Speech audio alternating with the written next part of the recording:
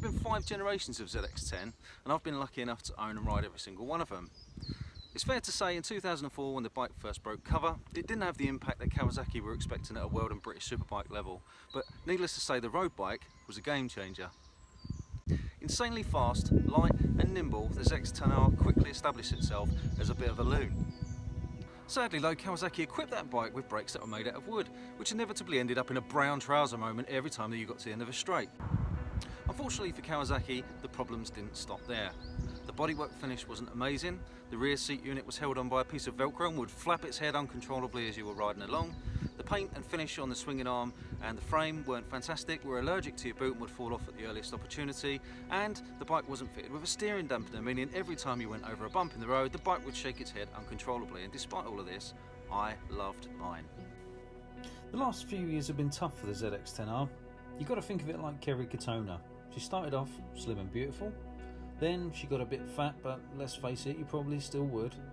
Then she had a complete mental breakdown. Finally, she started to turn her life around, and now she's back on top. So now then, in its 5th iteration, has the ZX-10 still got the same pedigree as it had back in 2004?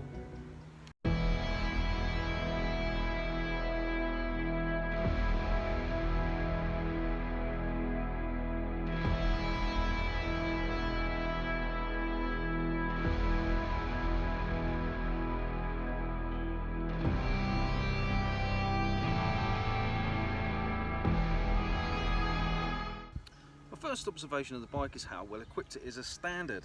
At the front we've got Brembo monoblock calipers mated with 330mm discs, braided lines and the option of ABS. All of this is operated by a Brembo master cylinder as standard.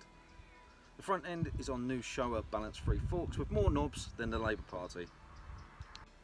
Built into the cockpit we've got all kinds of acronyms: KIBS, ABS, IMU, KLCM, KQS, KCMF, KTRC, KEBC and variable power modes, and all of that means absolutely nothing to anyone. In the middle, Kawasaki is stuck with a 998 inline 4 engine making a claimed 197 brake horsepower and 83 foot-pounds of torque, and that's about that much. At the back, the 10R has retained the horizontal backlink suspension and is on round black hoops made by Bridgestone.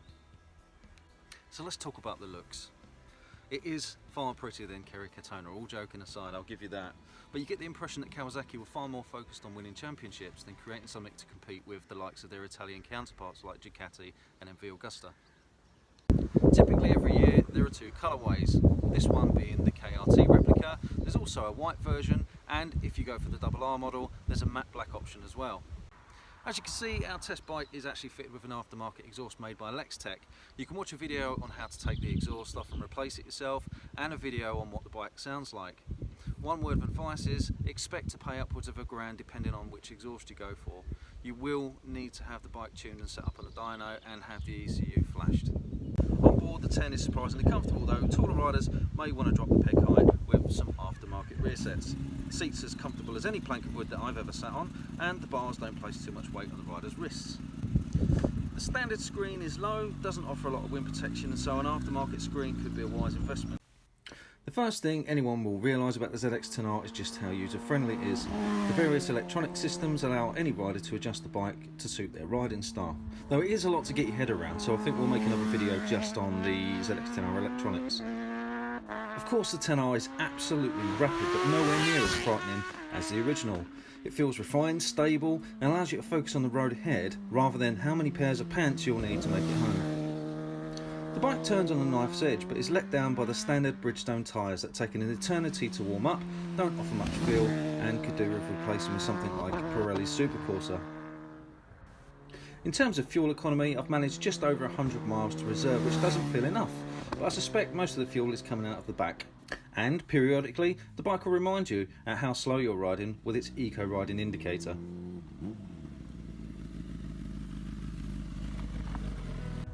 Amazingly, Kawasaki have managed to lock that original ZX-10R pedigree in this new bike, but solving all of its original problems. It's light, it's nimble, and it's fast enough to send you back to the future. The downside to this new model is its complexity. You are definitely going to need to read the manual to be able to get the best out of this bike, and probably any of the current modern sports bikes. And now that the polar ice caps are melting and pandas are falling out of the trees, there's obviously new legislation for emissions, meaning gone are the days where you could just put a slip on and crack on. Now it's at considerable expense, and you can expect to pay at least £1,000 even for the cheapest slip-on and tune and reflash of the ECU. So things I don't like about the ZX-10R. The paint on the swinging arm is still prone to wearing off, same as the bar ends and heel plates. Standard Bridgestones take a long time to warm up and lack feel. Tank range isn't amazing. Annoyingly shaped mirrors that are hard to adjust and give crap visibility. A lack of space under the seat. Old school single-sided headlamps. Things I love about the new ZX-10R. Adaptability using the various rider aids and just how friendly it is. The looks still retaining the original bike's geometry. The standard equipment such as Brembo brakes and the quick shifter.